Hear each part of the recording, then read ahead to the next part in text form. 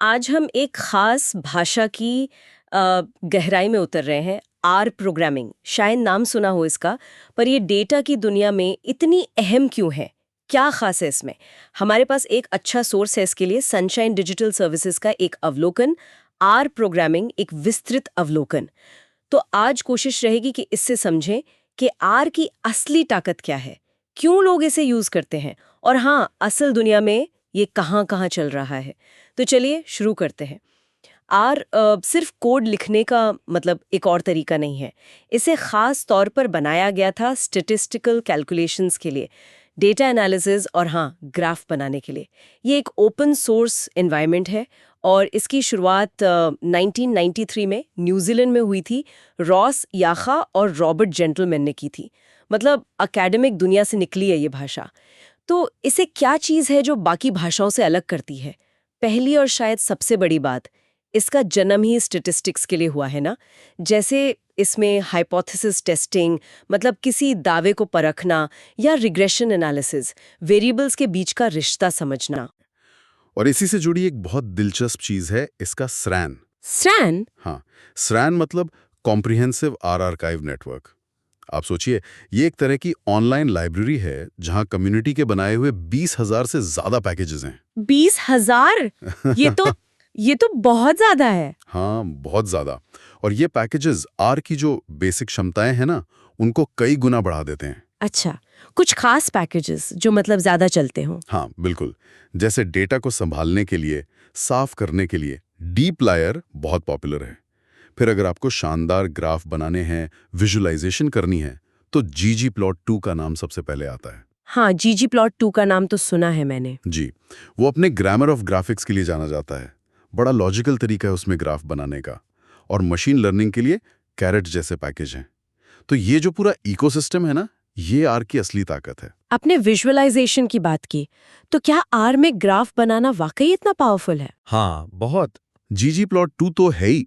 उसके अलावा lattice, Plotly जैसे पैकेजेस भी हैं।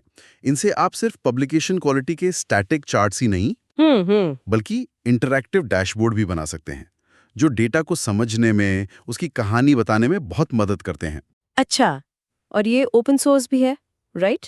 इसका क्या मतलब हुआ प्रैक्टिकली? ओपन सोर्स होने का मतलब है, एक तो ये इस्तेमाल करने के लिए बिल्कुल फ्री है, कोई लाइसेंस फीस नहीं। ओके। तो स्टूडेंट्स के लिए, रिसर्चर्स के लिए ये बहुत बड़ा फायदा है। और दूसरा, इसका कोड खुला है, सबके लिए अवेलेबल है। इससे एक बहुत बड़ी और एक्टिव ग्लोबल कम्युनिटी बन गई है। लोग लगातार इसे बेहतर बना रहे हैं, नए पैकेजेस जोड़ रहे हैं, एक दूसरे की मदद कर रहे हैं। सही बात है। और ये हर तरह के ऑपरेटिंग सिस्टम पर चलता है, विंडोज, मैकओएस, लिनक्स, सब पर। और दूसरी भाषाओं से भी जुड़ जाता है, जैसे पाइथन, C++, SQL वगैरह। मैंने ये भी सुना है कि आर में जो एनालिसिस करते हैं उसे दोहराना आसान होता है। ये रिप्रोड्यूसिबिलिटी क्या चीज़ है? ये ज़रूरी क्यों है? हाँ, रिप्रोड्यूसिबिलिटी ये बहुत बहुत ज़रूरी चीज़ है, खासकर रिसर्च में। इसका सीधा मतलब है कि अगर आपने कोई एनालिसिस किया है, तो कोई दूसरा व्यक्ति ठीक उसी तरीके से उसे दोहरा सके और वही नतीजे पा सके जो आपके आए थे। अच्छा। आर में इसके लिए आर मार्कडाउन और अब क्वाटो जैसे बेहतरीन टूल हैं। ये आपको अलाउ करते हैं कि आप अपना कोड, उसके आउटपुट जैसे ग्राफ या टेबल, और अपनी एक्सप्लेनेशन, अपने नोट्स, सब कुछ एक ही डॉक्यूमेंट में मिला दें। ओके, सब एक जगह। हाँ, इससे पूरी प्रोसेस ट्रांसपेरेंट हो जाती है। कोई भी देख सकता है कि आपने क्या किया और कैसे किया। ये साइंस के लिए बहुत ज़रूरी है। तो क्या ये सिर्फ स्टैटिस्टिक्स और एकेडमिक रिसर्च तक ही सीमित है, या इसका दायरा और भी बड़ा है? नहीं नहीं, बिल्कुल नहीं। वो तो इसकी शुरुआत थी। आज तो आर का इस्तेमाल बहुत फैल गया है। डेटा रैंगलिंग, डेटा रैंगलिंग मतलब? डेटा को साफ करना, ऑर्गेनाइज करना। हाँ, बिल्कुल। जो असली डेटा एनालिसिस का अक्सर एक बड़ा हिस्सा होता है ना, बिखरा हुआ गंदा डेटा होता है, उसे इस्तेमाल लायक बनाना, उसमें आर बहुत काम आता है। फिर मशीन लर्निंग मॉडल बनाने में, उनकी टेस्टिंग में, बायोइन्फॉर्मेटिक्स में जैसे जीनोमिक डेटा होता है, बहुत कॉम्प्लेक्स बायोलॉजिकल डेटा, उसके एनालिसिस में। अच्छा। फाइनेंशियल कंपनियां रिस्क मॉडलिंग के लिए यूज़ करती हैं, मार्केटिंग टीम्स यूज़ करती हैं कस्टमर बिहेवियर समझने के लिए, टेक्स्ट माइनिंग में। और हाँ, शाइनी नाम का एक पैकेज है, उससे तो आप इंटरैक्टिव वेब एप्लीकेशन तक बना सकते हैं आर में। अरे वाह, वेब एप्लीकेशन भी! इसके कुछ असल दुनिया के उदाहरण दे सकते हैं? मतलब कौन यूज कर रहा है इसे? उदाहरण, बहुत हैं। अकादमिक रिसर्च और हेल्थ केयर में तो ये मतलब जड़ें जमा चुका है। आप सोचिए कोविड-19 के टाइम कितना डेटा एनालिसिस हुआ होगा। हाँ, सही बात है। हाँ? या नई दवाओं के क्लिनिकल ट्रायल्स में। फाइनेंस में बड़ी कंपनियां जैसे गोल्डमैन सैक्स, जेपी मॉर्गन, वो इसे रिस्क मैनेजमेंट और ट्रेडिंग स्ट्रेटजी के लिए इस्तेमाल करते हैं।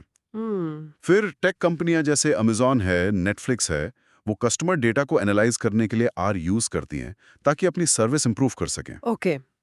पर्यावरण वैज्ञानिक नासा या WWF जैसी संस्थाओं में क्लाइमेट चेंज या वाइल्ड लाइफ ट्रैकिंग के लिए इसका इस्तेमाल करते हैं। सरकारी एजेंसियां जैसे सेंसस ब्यूरो वगैरह, वो भी डेटा एनालिसिस के लिए इस पर डिपेंड करती हैं। और तो और मीडिया हाउसेस जैसे न्यूयॉर्क टाइम्स, BBC, वो डेटा जर्नलिज्म के लिए आर यूज करते हैं, मतलब डेटा के जरिए कहानियां बताने के लिए। कमाल है। मतलब ये तो हर जगह फैला हुआ है एक तरह से। हाँ, काफी हद तक जहां भी डेटा है और उससे कुछ समझना है, आर एक ऑप्शन बन जाता है। तो इस पूरी चर्चा का निचोड़ क्या निकालें? आर के बारे में सबसे जरूरी बात क्या है जो हमें समझनी चाहिए? देखिए, निचोड़ यह है कि आर डेटा एनालिसिस और स्टैटिस्टिक्स की दुनिया में एक बहुत ही पावरफुल, फ्लेक्सिबल और लगातार बढ़ने वाला टूल है। इसकी असली ताकत जो है वो इसके स्टैटिस्टिक्स पर खास फोकस में है, इसके जबरदस्त पैकेज इकोसिस्टम में है जिसे इसकी एक्टिव कम्युनिटी चलाती है, और हाँ, इसकी ट्रांसपेरेंसी और रिप्रोड्यूसिबिलिटी में है। ये दिखाता है कि कैसे खास मकसद के लिए बना टूल अलग-अलग फील्ड्स में इतना असरदार हो सकता है और हमें मुश्किल डेटा से मतलब निकालने में मदद कर सकता है। बिल्कुल, ये डेटा ड्रिवन डिसीजन मेकिंग को, तथ्यों पर आधारित फैसले लेने को बहुत ताकत देता है। आज की इस बातचीत से एक सवाल सा मन में आ रहा है।